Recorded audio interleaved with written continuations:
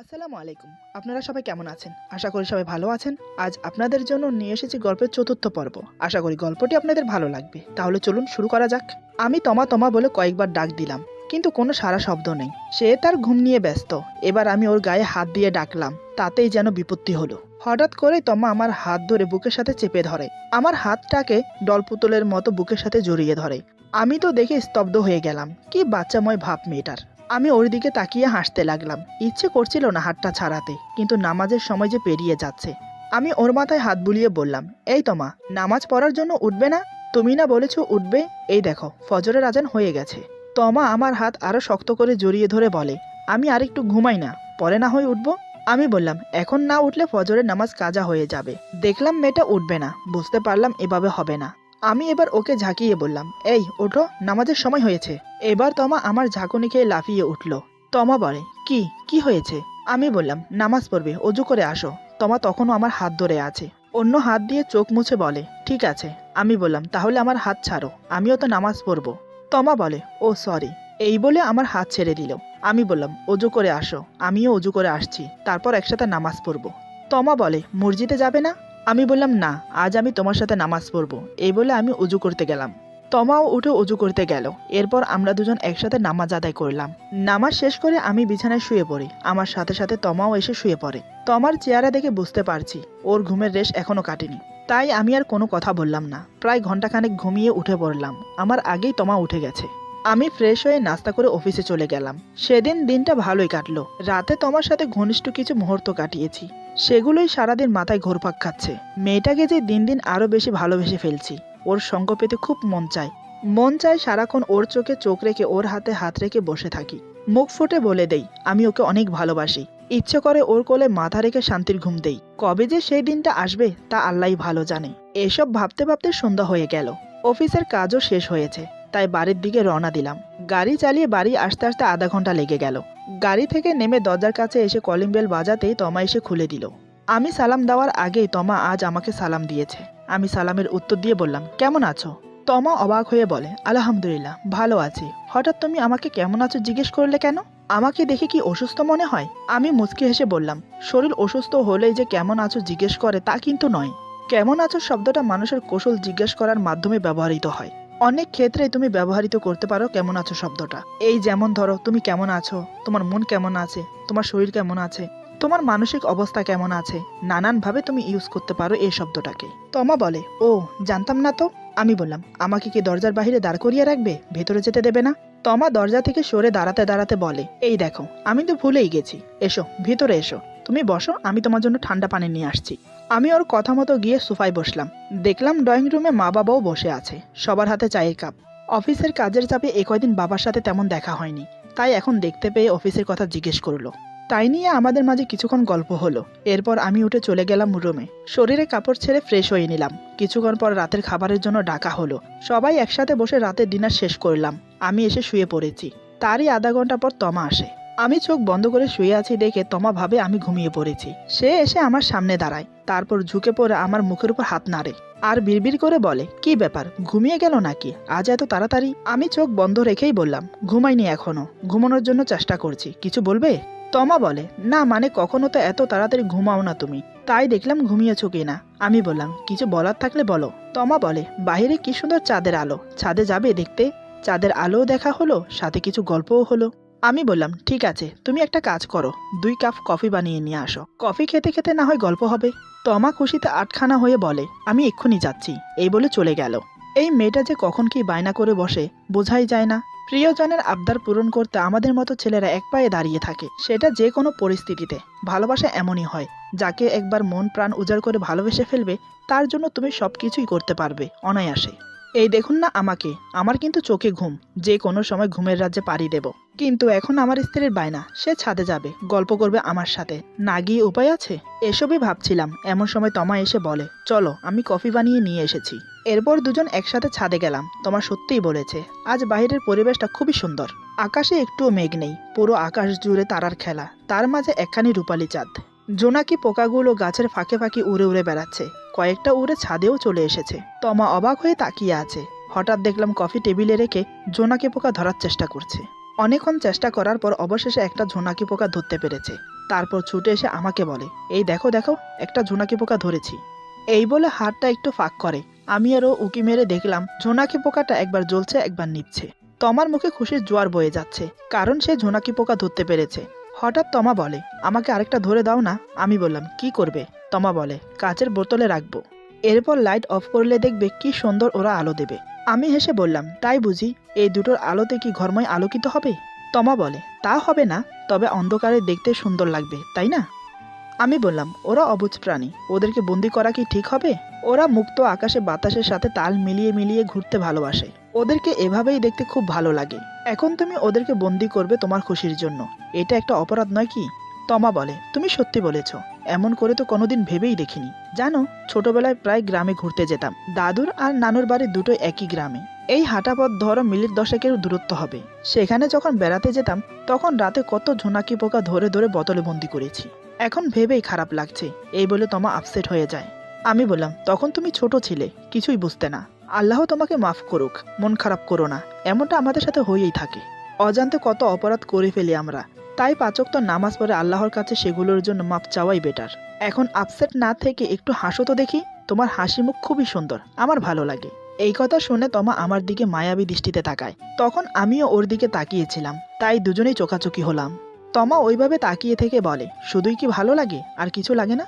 আমিও চোখ না সরিয়ে ওইভাবে তাকিয়ে থেকেই বললাম, অনেক কিছুই লাগে। অনেক কিছুই বলতে ইচ্ছে করে, কিন্তু সেগুলো বলতে যে কারোর অনুমতি প্রয়োজন। যাকে নিয়ে বলবো সে এখনো আমাকে স্বামীর অধিকার দেয়নি। জানি না আমার কথা শুনে তমা কি মনে করলো। সে প্রসঙ্গ পাল্টিয়ে বলে, আজ হাদিসের কিছু বলবে না? ওর কথা শুনে বুঝতে পারলাম ও এ ব্যাপারে কথা বলতে চাইছে না। তাই আমি চোখ সরিয়ে অন্যদিকে তাকিয়ে বললাম, বলবো, চলো ওই দিকটাই বসি। তারপর দুজন দুটো চেয়ার টেনে বসলাম মুখোমুখি। ছাদের চেয়ার টেবিল আগে থেকেই ছিল, তাই আমাদের বসতে কোনো অসুবিধা হলো না। এরপর দুজনে বসে কফিতে চুমুক দিলাম।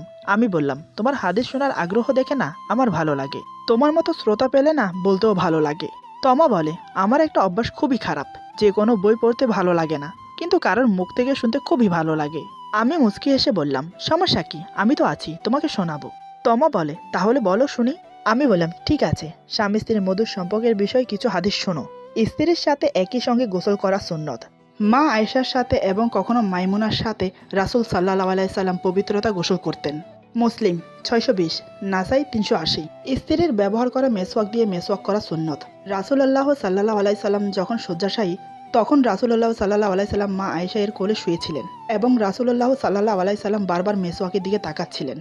কিন্তু রাসূল সাল্লাল্লাহু আলাইহি সাল্লাম এতটাই অসুস্থ ছিলেন যে মেসওয়াক চিবোতে পারবেন না। তাই মা আয়েশা মেসওয়াক চিবিয়ে দেন এবং রাসূল সাল্লাল্লাহু আলাইহি সাল্লাম ওই মেসওয়াক দিয়ে মেসওয়াক করেন। হাদিসে এভাবে লালা একত্রিত হওয়ার কথা উল্লেখ রয়েছে। বুখারী 5226। স্ত্রীর প্রশংসা করা সুন্নত। রাসূল সাল্লাল্লাহু আলাইহি সাল্লাম বলতেন, মা আয়েশা সবার সেরা এবং বিবি খাদিজা এর ভালোবাসার প্রশংসা করতেন। বুখারী 5229, 3411। স্ত্রীর সাথে খেলায় প্রতিযোগিতা করা সুন্নত। রাসূল সাল্লাল্লাহু আলাইহি সাল্লাম এবং মা আয়েশা রাত্রিতে সবাই ঘুমিয়ে গেলে দৌড় প্রতিযোগিতা করতেন। ইবনে মাজাহা 1979। আবু দাউদ 2578। স্ত্রীর মুখের খাবার খাওয়া সুন্নত। মা আয়েশা হাড়যুক্ত গোশত খাওয়ার পর রাসূল সাল্লাল্লাহু আলাইহি সাল্লাম মা আয়েশার খাওয়া হাড় চুষে খেতেন। মুসলিম 579। স্ত্রীকে নিয়ে ঘুরতে যাওয়া বা সফরে যাওয়া সুন্নত। স্ত্রীদের সফরে নিয়ে যেতে রাসূল সাল্লাল্লাহু আলাইহি সাল্লাম লটারি করতেন, যার নাম আসতো তাকে নিয়ে ঘুরতে যেতেন। বুখারী 2593। শাওন মাসে বিবাহ করা সুন্নত। তিরমিজি 1093। স্ত্রীকে সুন্দর নামে ডাকা সুন্নত। রাসূল সাল্লাল্লাহু আলাইহি সাল্লাম মা আয়েশাকে হুমায়রা বলে ডাকতেন। স্ত্রীকে কখনো মারধর না করা সুন্নত। রাসূল সাল্লাল্লাহু আলাইহি সাল্লাম কখনো কারোর উপর প্রতিশোধ নিতেন না এবং স্ত্রীদেরকেও মারধর করতেন না। বুখারী 5204। বুখারী 6126।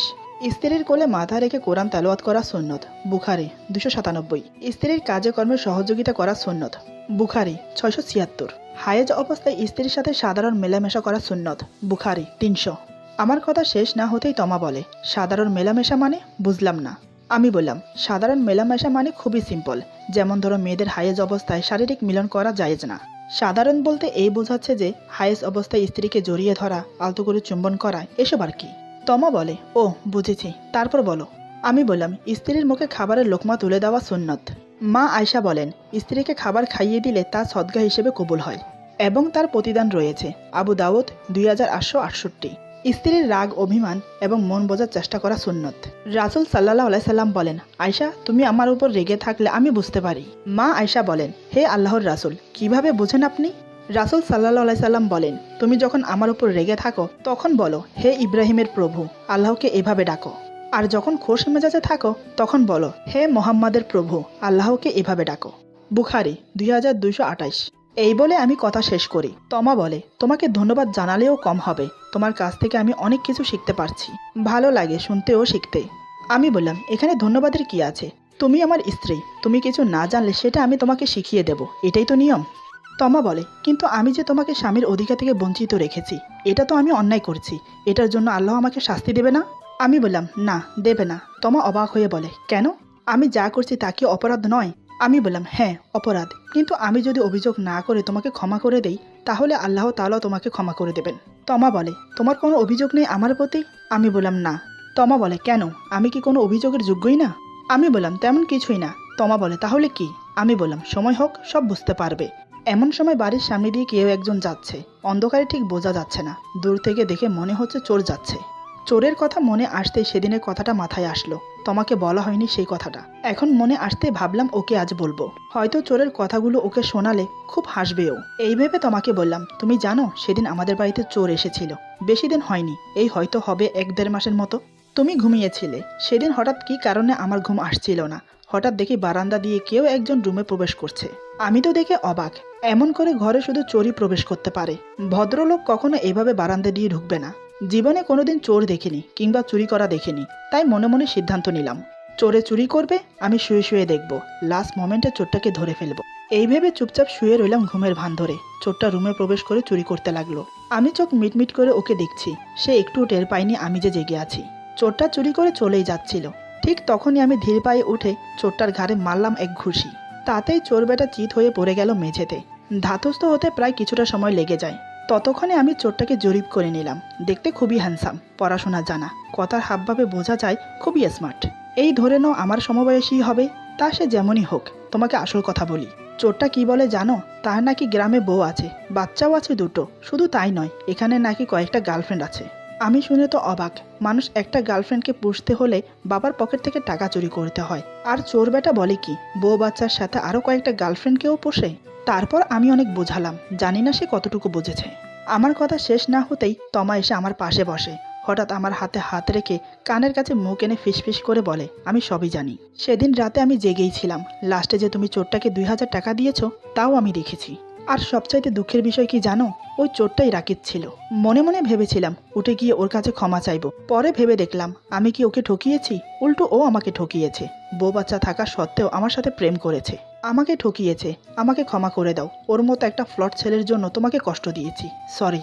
এই বলে টুপ করে আমার কাঁধে মাথা রেখে আমাকে জড়িয়ে ধরে। আমি এতক্ষণ ধৈর্য ধরে ওর কথাগুলো শুনছিলাম, যত শুনছি ততই অবাক হচ্ছি।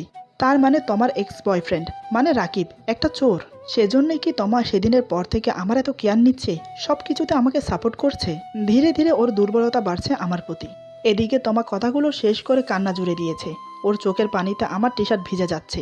ওকে কাঁদতে বাধা দিলাম না, মনের ভিতরে হওয়া কষ্টটা বেরিয়ে যাক, তাতেই ভালো হবে, তাই কিছুক্ষণ এভাবে রইলাম। আমার সাহস হচ্ছে না ওকে জড়িয়ে ধরতে, তারপরও ওর মাথায় হাত বুলিয়ে বললাম, যা হবার হয়ে গেছে, ওইসব ভেবে মনে কষ্ট পেও না, সব ভুলে গিয়ে নতুন করে শুরু করো, সেটাই বেটার হবে। তমা আমার বুক থেকে মাথা তুলে আমার চোখে চোখ রেখে বলে, সব ভুলে গিয়ে নতুন করে কিভাবে শুরু করব? তুমি কি এত কিছুর পরেও আমাকে নিজের করে নিতে পারবে? আমি বললাম, এমন করে বলছো কেন? তোমাকে যদি নিজের মনেই না করতাম তাহলে কি এতদিন পর্যন্ত তোমার সাথে সংসার করতাম? আমি তো তোমার অপেক্ষায় আছি, কখন তুমি সব ভুলে আমার কাছে ফিরে আসবে। তমা বলে, আমি তো সেই রাত থেকে চেষ্টা করে যাচ্ছি তোমার মনের মতো হওয়ার জন্য, সেদিন থেকেই তো তোমাকে স্বামী হিসেবে মেনে নিয়েছি, তোমাকে একটু একটু করে ভালোবাসতে শুরু করেছি, আমিও তো অপেক্ষা করছিলাম তুমি কখন আমাকে কাছে টেনে নেবে। এই বলে তমা আবার আমার বুকে মাথা রেখে কান্না শুরু করে দেয়। এবার আমি আর নিজেকে ঠিক রাখতে পারলাম না, পাগলিটা সেই কখন থেকে কেঁদেই যাচ্ছে, আমি শান্ত না করলে শান্তই হবে না। আমি এবার 2 হাতে ওকে শক্ত করে জড়িয়ে ধরলাম। আমি বললাম, আমি তোমাকে ভালোবাসি, অনেক বেশি ভালোবাসি। এতক্ষণ তোমার নীরবে চোখের জল ফেলছিল, আমার মুখে ভালোবাসার কথা শুনে আমাকে আরও শক্ত করে জড়িয়ে ধরে চিৎকার করে কেঁদে ওঠে। আমি ওকে শক্ত করে জড়িয়ে ধরলাম, তারপর মাথায় হাত বুলিয়ে বললাম, প্লিজ শান্ত হয়ে যাও, তুমি না আমার লক্ষ্মী, তুমি কান্না করছো কিন্তু কষ্ট আমি পাচ্ছি, তাই বলছি লক্ষ্মীটি আমাকে আর কষ্ট দিও না, এমনিতেও অনেক কষ্ট দিয়েছো, আর দিও না প্লিজ। এখন শুধু তোমার ভালোবাসা চাই। ভালোবাসবে আমাকে? তমা কান্না জড়িত গলায় বলে, হ্যাঁ বাসবো, সারা জীবন বেসে যাব। এবার আমি ওর সারা মুখে কিস করতে লাগলাম, তারপর ওর ঠোঁটে ঠোঁট ডুবিয়ে দিলাম। দেখি তমাও রেসপন্স করছে। আমি ওকে ছেড়ে দিয়ে বললাম, তোমার শরীরের পারফিউমের মিষ্টি গন্ধটা আমাকে পাগল করে দেয়, তুমি জানো? প্রতিটা রাতে তুমি আমার বুকে এসে ঘুমাও। তমা বলে, কেন জানবো না, আমি ইচ্ছে করেই তোমার বুকে গিয়ে ঘুমাই। কারণ কেন জানি আমার মনে হতো তোমার বুকে মাথা রেখে ঘুমালেই শান্তি পাবো। আমি বললাম, তাই বুঝি? আর আমি সেই সুযোগে তোমাকে আদর করতাম। তমা বলে, তাও আমি জানি, কিন্তু আমি তোমাকে বাধা দিতাম না, কারণ আমারও ভালো লাগতো, খুব ইচ্ছে করতো তোমার ভালোবাসা পেতে, তোমার ছোঁয়া আমাকে পাগল করতো। আমি ওর নাক টেনে দিয়ে বললাম, তাহলে আমাকে কেন এতদিন ধরে রেখেছো? কেন তোমার ভালোবাসা পেতে দাওনি? তমা বলে, আজ থেকে তো আমি তোমার হলাম, এবার না হয় সব সুদে আসলে মিটিয়ে নিও। আমি বললাম, তা তো নেবই। এই বলে ওর ঠোঁটে ঠোঁট আবার ডুবিয়ে দিলাম। তমা আমার গলা জড়িয়ে ধরে আছে। কিছুক্ষণ পর তমা বলে, আচ্ছা একটা কথা বলো তো। আমি ওর নাকে নাক ঘেঁষে বললাম, কি কথা বলো? তমা আমার গলা জড়িয়ে ধরে বলে, আমি যখনই তোমার কাছে এসেছি ততবারই তুমি আমাকে জড়িয়ে ধরে শুধু কিস করেছো, তাও আবার একসাথে অনেকগুলো। আমার মনে হয় কি জানো? আমি বললাম, কি মনে হয় তোমার? তমা বলে, আমার মনে হয় তুমি কিস করতে অনেক পছন্দ করো। আমি ওর মাথায় একটা চুমু খেয়ে বললাম, তুমি একদম ঠিক ধরেছ, আমি কিস করতে অনেক পছন্দ করি। এই বলে আবার ওকে কিস করতে লাগলাম। এরপর ছেড়ে দিয়ে বললাম, তোমার কেমন লাগে বললে না যে? তমা আমার কপালে চুমু খেয়ে বলে, আমার তো বেশ লাগে যখন তুমি আমাকে কিস করো। আমি বললাম, তাই বুঝি জেগে থেকেও চুপচাপ থাকতে? তমা বলে, কি করব বলো, আমি নড়ে চড়ে উঠলে তুমি আমাকে ছেড়ে দাও, তাই তো যতক্ষণ সম্ভব ততক্ষণ না নড়ে চুপ থাকি। আমি ওর নাক টিপে বললাম, ওরে দুষ্ট, তলে তলে এত দূর আর আমি কিছুই জানি না? তমা আমার বুকে মাথা রেখে বলে, তুমিও তো কম যাও না প্রতিদিন রাতে চুপিসারে আমাকে আদর করতে। আমি ওর কথা শুনে আর হাসি থামিয়ে রাখতে পারলাম না, হো হো করে হেসে উঠলাম। আমাকে হাসতে দেখে তমা বলে, কি হলো, তুমি হাসছো কেন? আমি বললাম, না হেসে কি করব বলো? তমা বলে, আমি কি হাসির কিছু বলেছি নাকি? আমি বললাম, তা বলনি, তবে একটা কথা কি জানো, আমার বউটা না খুব সুন্দর, তাই না নিজেকে ধরে রাখতে পারি না, বারবার ইচ্ছে করে তাকে ভালোবাসতে, ইচ্ছে করে তাকে সারা রাত ধরে আদর করতে। তমা লজ্জা পেয়ে আমার বুকে মুখ গোজে। আমিও মুচকি হেসে ওর মাথা চেপে ধরলাম। আমি ওর কানে ফিসফিস করে বললাম, এই ভালোবাসবো। তমা বলে, কি? আমি বললাম, কি আবার? বললাম তো ভালোবাসবো, আদর করব। তমা বলে, তো? আমি বললাম, কিছু বলো। তমা বলে, তোমার বউ তোমার সামনে আছে, তোমার বুকে আছে, ভালোবাসো না যত খুশি তত। আমি বললাম, তাহলে চলো রুমে যাই। এই বলে তমাকে পাজা কোলে করে রুমে নিয়ে আসি, তারপর বিছানায় শুইয়ে দিয়ে ওর বুকে মাথা রাখি।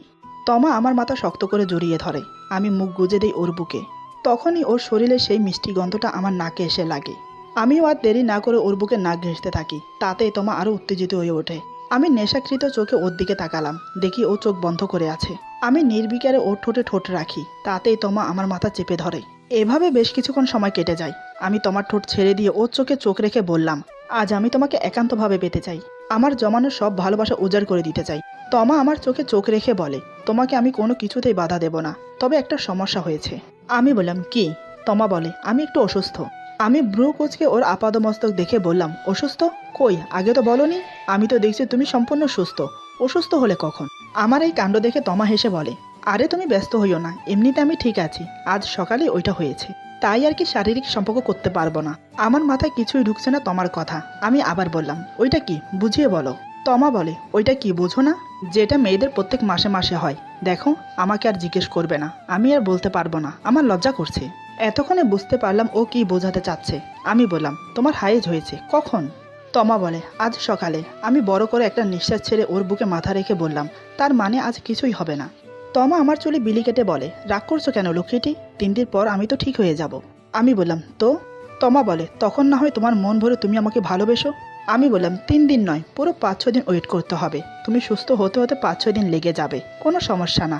ততদিন পর্যন্ত না হয় আধা ভালোবাসা দিয়েই না হয় কাজ চালিয়ে দেই, কি বলো? তমা বলে, আচ্ছা তুমি এত ভালো কেন বলো তো? আমি বললাম, কে আমি? কে বললো আমি ভালো? তমা বলে, কেন, এই যে আমি বলছি। আমি বললাম, আমি মোটেও ভালো না, তার চেয়ে তুমি বেশি ভালো। তমা বলে, আমি ভালো সেটা তোমাকে কে বললো? আমি বললাম, কেন, আমি জানি তো আমার লক্ষ্মী বউটা অনেক ভালো আর আমাকে অনেক ভালোবাসে। এই বলে আবার ওকে জড়িয়ে ধরে আদর করতে লাগলাম। এভাবে শুরু হলো আমাদের ভালোবাসা। ভাবতে পারিনি আজ রাতেই আমি তোমাকে নিজের করে পেয়ে যাব। সবই যেন তাড়াতাড়ি হয়ে গেল। ভালোবাসা সত্যি অনেক পবিত্র। ভালোবাসাকে পবিত্র রাখতে বিয়ে করাই উত্তম। বিয়ে করে না হয় নিজের বউয়ের সাথে চুকিয়ে প্রেম করো, কোনো বাধা নেই, কোনো ঝামেলা নেই, সব কিছুতে শান্তি আর শান্তি। আজকের গল্প এখানে সমাপ্ত। আশা করি গল্পটি আপনাদের ভালো লাগবে। যদি ভালো লাগে তাহলে লাইক, কমেন্ট এবং সাবস্ক্রাইব করে আমাদের পাশে থাকুন। সবাই ভালো থাকুন। আল্লাহ হাফেজ।